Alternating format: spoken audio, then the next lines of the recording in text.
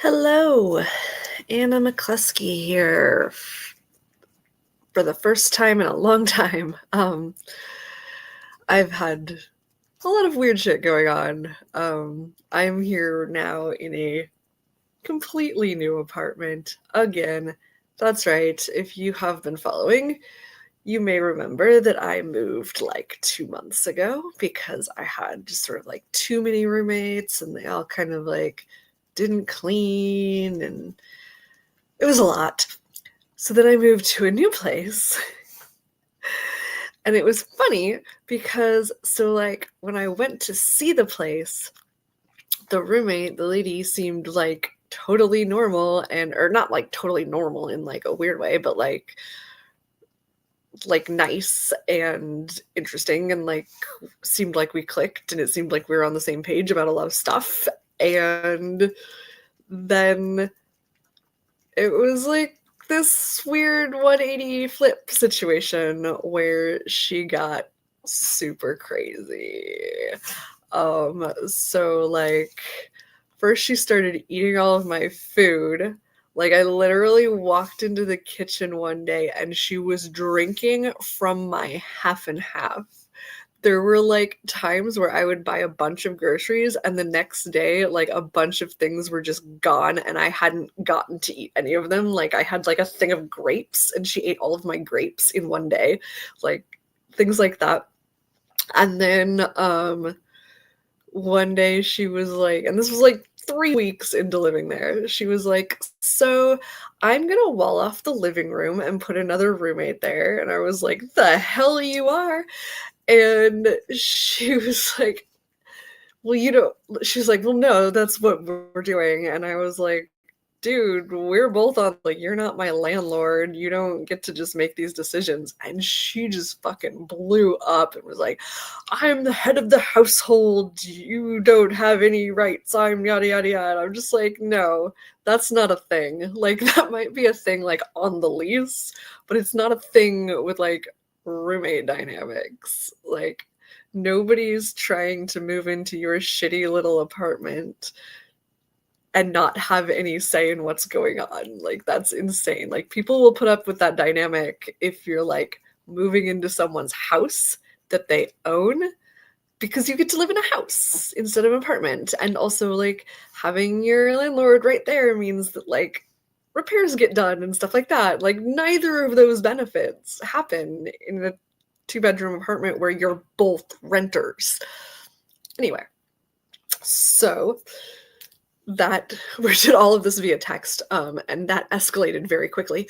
And finally, I was like, I'll be out by the end of September. And this was like I said, like the third week in August.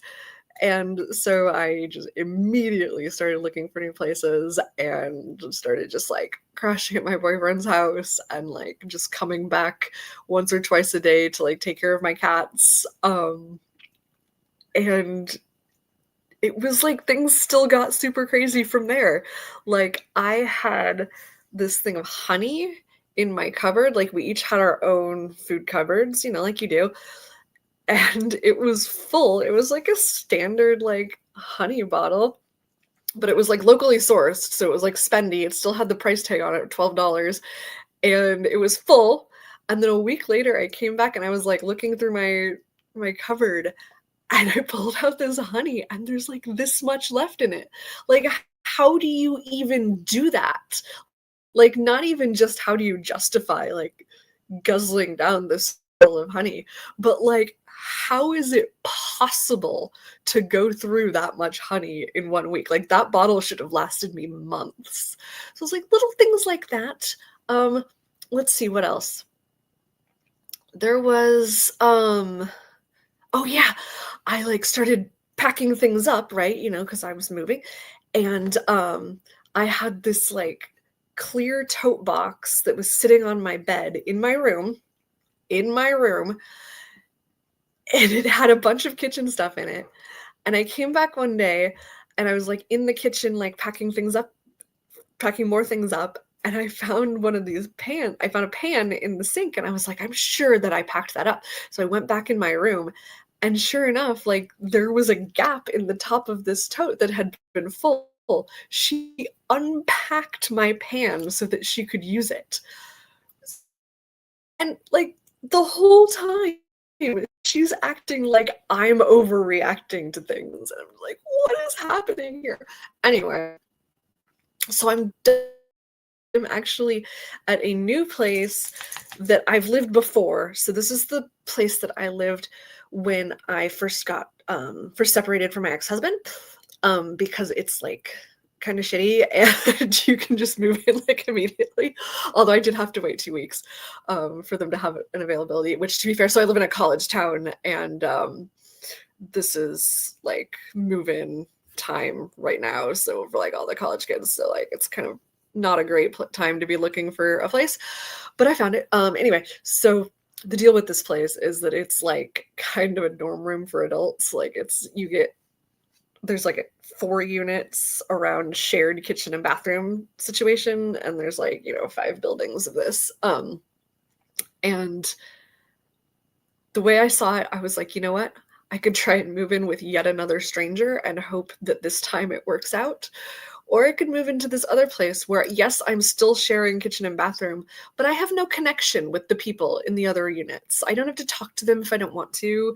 And I'm having, like, the same amount of furniture in my bedroom, but it's a much bigger room because it's like a studio, and there's, like, a little sink and a vanity, and so I've got like a little kitchenette situation set up. I've got, like, an Instant Pot and a Ninja Foodie, which has, like, dehydrator and air fryer and grill and toaster oven. I don't know why I said dehydrator first. Like, that's the main function or something. Like, I don't think I've ever used the dehydrator function. But anyway, oh, and I left my kettle there at the last place. There's no way in hell I'm going back for it. But the thing is, I've been wanting to get a new kettle, and the only thing that's been stopping me is that I had a perfectly good working kettle and I just wanted, like, a better one. But now I have an excuse to buy a better one. Yay! And I still have my travel kettle that I was using when I was, like, traveling on the train for 6 months. So it's kind of shitty, and it doesn't, like, turn off. You have to, like, turn it off yourself. But it'll work until I get the new one. And yeah, so that's my living situation. I signed a lease, so I'm here for a year. So I shouldn't have to worry about the stress of moving again. But anyway, um, so with all of that going on, are you familiar with the concept of the impossible task? It's like a thing with executive dysfunction, which, people with depression often have. People with ADHD also often have it. I don't have ADHD that I'm aware of. I mean, it's possible, but I don't think so based on my interactions with my friends who are ADHD. But anyway, I do have depression. So, as you know, so I get the executive dysfunction situation with that. Yay. And anxiety. Yeah. Yay. So, anyway, the impossible task is basically like when there's a task that you have not had trouble with in the past, but suddenly you find yourself unable to do it. And it's just like you have this mental block with it. And anyway, making YouTube videos has become my impossible task. So every time I would sit down to do it, I would just kind of, like, freeze up, and I was unable to do it. I've heard of, like, friend groups who, like, get together and do each other's impossible task. Like they'll just take an afternoon and, like, do each other's impossible tasks. I think that's really cool. If I had more friends who live in the same vicinity as me, I would do that. But I don't think it's really possible with a YouTube video. Like, I don't think it would really work for, like, my friend Sarah to get on here and be like, "Hey, I'm Anna's friend." What's cracking? But things like vacuuming or dishes or whatever, like, if that's your impossible task, like, you can have other people do it. Or, like, phone calls are a big one. A lot of people, I think, can relate to that. I have started, like, whenever possible, just telling people, like, I can't do phone calls. Phone calls stress me out. I'm autistic. I always play the autism card. I don't really know if the phone call thing is related to the autism, but I do. I get so stressed out with phone calls.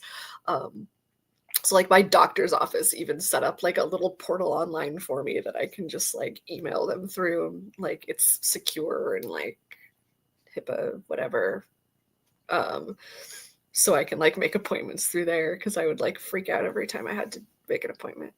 Um, and then like my outgoing message on my phone is just like, you can leave a message, but I'm not going to listen to it. So you may as well just hang up and send a text instead. And then I get a lot of messages from spammers and I'm just like, did you not listen to this? Are you a robot? Are you a person who just doesn't listen? Either way, who cares? I don't listen to them. I just delete them. Sometimes I let them pile up and then the inbox gets full and I don't have to deal with it at all. But then I'm like, what if there was like an emergency and like my mom called or something and like I was at work and I didn't answer and like that might not be great. Although my mom also doesn't usually call me, but like I feel like in an emergency, I don't know. Anyway, so that's an impossible task. This has become mine. But I'm here now because I'm feeling better about life now that I'm in my own space with my own door that nobody else can come in through. I don't have to see anybody. I have not yet encountered, I've been here since Monday. Today is Friday.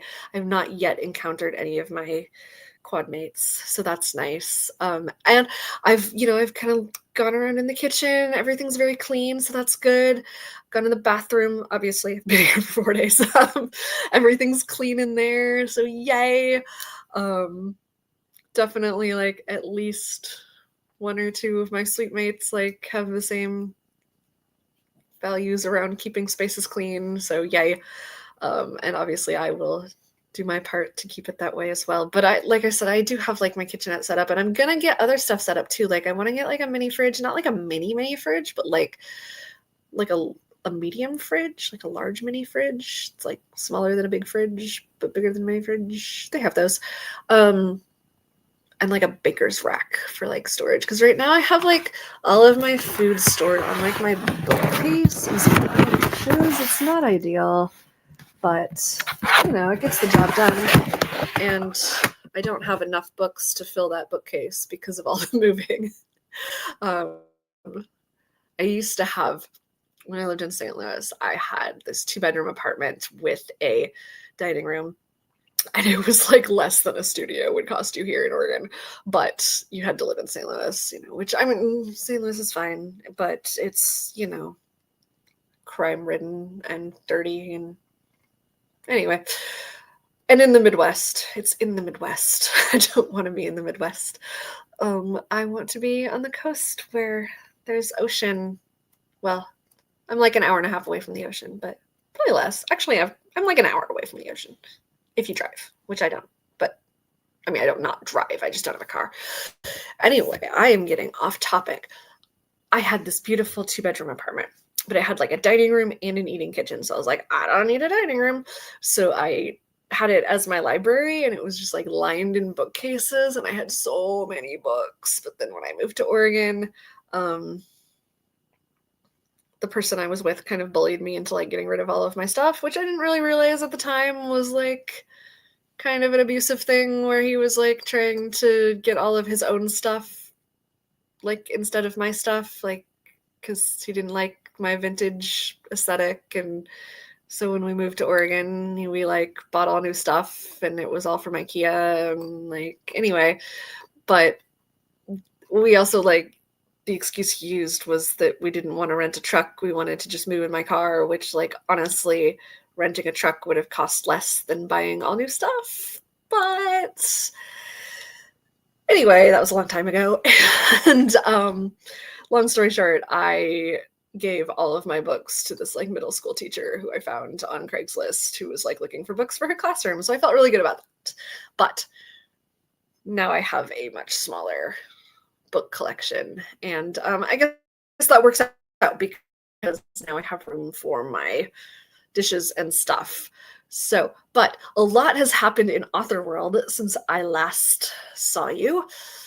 Or I guess I can't see you. Since you last saw me, I finished my series, my Warrior Mage Librarian series, the one that I've been working on for 3 years that I like I've been stressed about for 3 years. I finally finished it.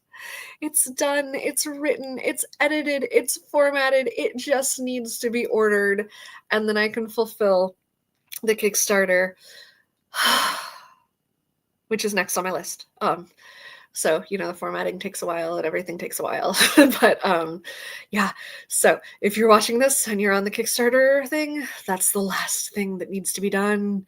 And everything else is good. Like, I've had everything else, like, but the books for 3 years because I assumed at the time that I was going to be able to fulfill this immediately. So, like, all of the art prints have been moving around with me for 3 years. All of the, like, temporary tattoos for the book boxes. My characters have spelled tattoos, so I have temporary tattoos of them for book boxes and things like that. What else? Yeah, I'm everything except the books is fine and miraculously has, like, survived this entire time, considering how many times I've moved. And the fact that I, like, literally traveled for 6 months and, like, bring them with me. But well, I guess I did bring them part of the way because I, like, left a lot of stuff at, like, a friend's house. So I did travel with them a little bit. But anyway, everything's good. So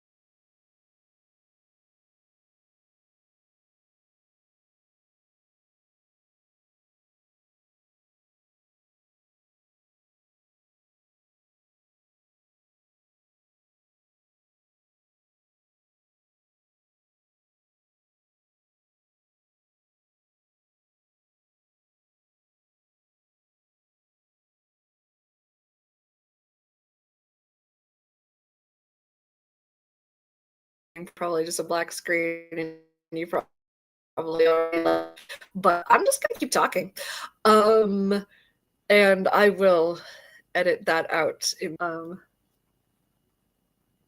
just went black again, but then it's back. So, you know what? I am gonna stop because, yeah, I don't know what's happening.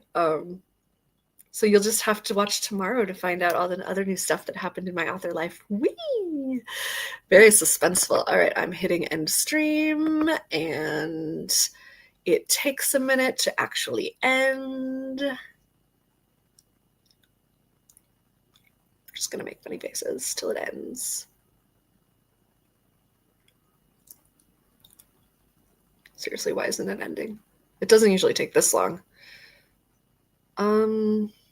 Yeah, so this is fun. Still ticking away.